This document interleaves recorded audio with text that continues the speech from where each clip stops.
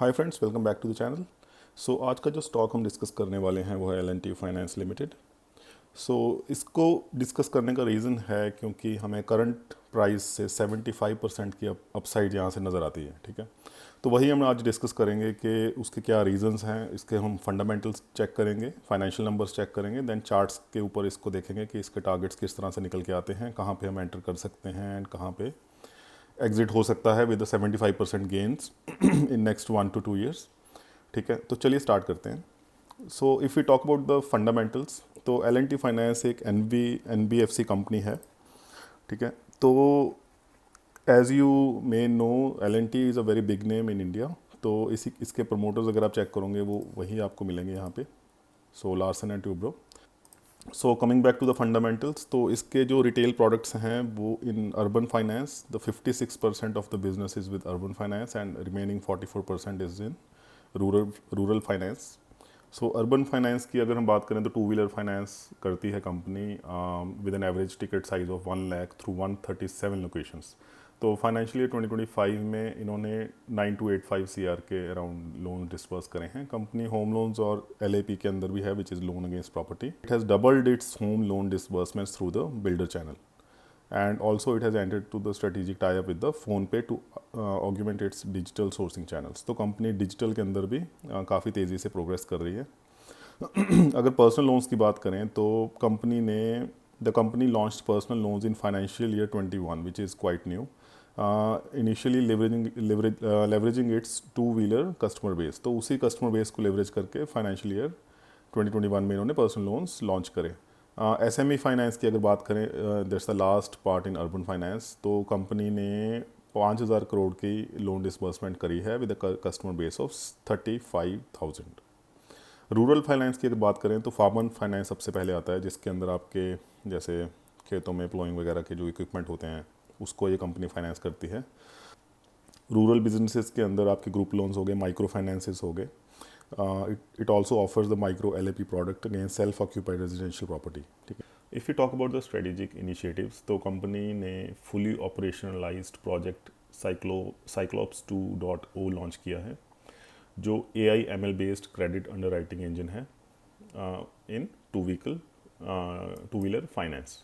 ठीक है, ये ऑलरेडी अंडर फेज है in the implementation and it is expected to be rolled out for personal loans in Q1 of financial year 2026। ये friends काफ़ी important चीज़ है कि कंपनी AI/ML के ऊपर भी फोकस्ड है, और फॉर SME सेकेंड क्वार्टर के अंदर ये प्लान कर रहे हैं उसको मार्केट के अंदर टेस्ट करने के लिए। ठीक है, it has also initiated the project Nostradamus, an automated real time cross sell risk and portfolio management platform leveraging the macro parameters and alternate data.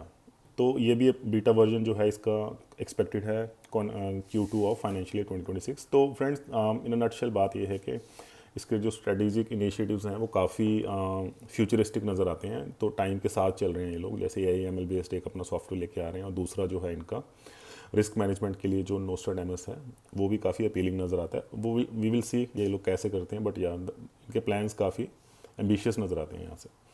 जो लक्ष्य 2026 कंपनी ने सेट किया है वो है retailization of over 95%, retail growth 25% CAGR के साथ ये टारगेट कर रहे हैं, और GNPA below 3% and net NPA below 1%, which is good.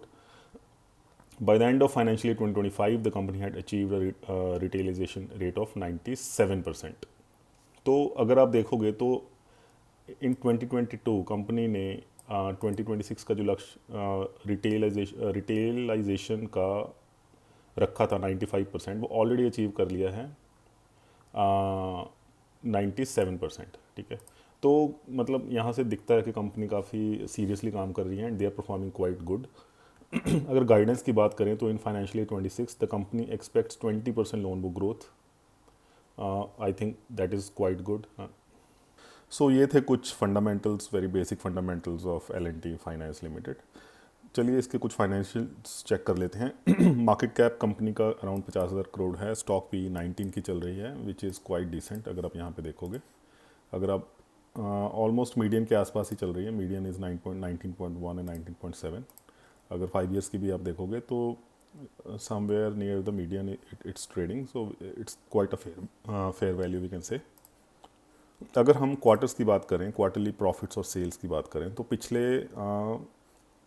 कुछ क्वार्टर से कंपनी ने अच्छा परफॉर्म किया है। जो प्रॉफिट्स आपके 1600 से 2000 के अंदर आते थे वो अभी 2500 को क्रॉस करना उसने स्टार्ट कर दिया है। जैसे आप 3-4 पिछले क्वार्टर्स को देखोगे वो 2500 के आसपास थे। सिमिलरली अगर आप नेट प्रॉफिट्स की बात करोगे तो वो 300-400 की रेंज से आगे निकल के अभी 700 की रेंज को टच करना स्टार्ट कर दिया है, और नेट प्रॉफिट इसका हाईएस्ट एवर है पिछले 10 क्वार्टर से, और ऑपरेटिंग प्रॉफिट भी इसका हाईएस्ट एवर है, और इसके जो सेल्स हैं वो भी आपको हाईएस्ट एवर दिखेंगे रिसेंट क्वार्टर के as compare to the previous 10 quarters. अगर आप यहाँ पे इन्वेस्टर सेक्शन की बात करें तो प्रमोटर्स हमने ऑलरेडी देखे, लार्सन एंड ट्यूब्रो है, they are quite good, the management is solid. तो अगर एफ की बात करें तो पिछले क्वार्टर में एफ ने अपना स्टैक इंक्रीज़ किया है। अगर आप डी का भी देखोगे तो डी ने भी अपना स्टैक इंक्रीज़ किया है यहाँ पे, which is a very positive sign. अगर आप इसको ईयरली भी चेक करोगे तो यू कैन सी जो पब्लिक की होल्डिंग है वो लगातार कम हुई है यहाँ पे। तो दैट शोज़ के जो स्मार्ट मनी है, जो बिग मनी है, उनका कॉन्फिडेंस काफ़ी ज़्यादा है इस कंपनी के अंदर, जो चार्ट्स पे भी हमें दिखाई देता है। तो ये थे financial numbers basics friends. I think इससे ज़्यादा हमें देखने की ज़रूरत नहीं है यहाँ पे। अभी हम जाएंगे चार्ट्स पे। तो अगर हम चार्ट की बात करें तो 2017 में कंपनी ने अपना लाइफ टाइम हाई लगाया था विच वाज 198.90, जो कि इसने रिसेंटली ब्रेक किया है एक अच्छी कैंडल के साथ। जून 25 में मंथली कैंडल ने इसका ब्रेकआउट दिया है। और अगर लेकिन हम जून 25 और 17 को अगर हम कंपेयर करें तो यहाँ पे जो उसका सेल्स था वो डबल हो चुका है। और अगर आप ऑपरेटिंग प्रॉफिट की बात करें वो भी डबल, ऑलमोस्ट डबल है। और अगर आप नेट प्रॉफिट की बात करेंगे वो डबल से भी ज़्यादा है, इट्स ऑलमोस्ट 2.5 टाइम्स, तो 3 टाइम्स होने को है। मे बी नेक्स्ट ईयर वो 3 टाइम्स तक हो जाएगा।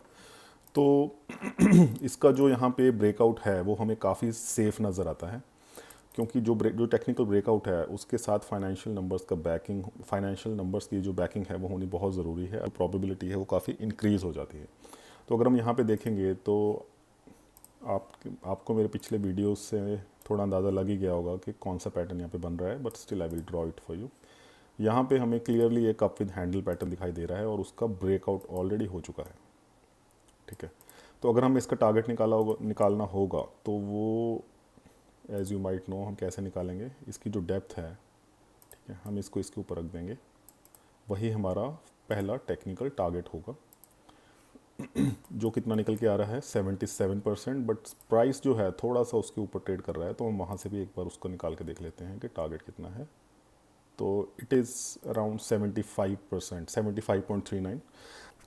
और इस 75% को आने में कितना टाइम लगेगा? I don't think it should take more than a year और 2। और अगर 2 साल में भी ये टारगेट आता है फ्रेंड्स, तो ये अराउंड 35-40% के अराउंड CAGR बनती है। और सिंगल ट्रेड में अगर आपको 1-1.5 साल के अंदर, 2 साल के अंदर 75% मिलता है तो इट्स अ ब्यूटीफुल रिटर्न। ठीक, तो ये था फ्रेंड्स आज का स्टॉक L&T फाइनेंस लिमिटेड। तो I am bullish in this stock, क्योंकि जो फाइनेंशियल नंबर्स हैं वो हमारे चार्ट पैटर्न को बैक कर रहे हैं और ब्रेकआउट हमारा ऑलरेडी आ चुका है। जो प्रमोटर्स हैं they are solid, everything is good about this stock. But having said that, this is not a buy or sell recommendation. Please consult your financial advisor before making any financial decisions, as I'm not a SEBI registered advisor. And that was it, friends. I'll see you in the next one. Till then, take care and bye bye.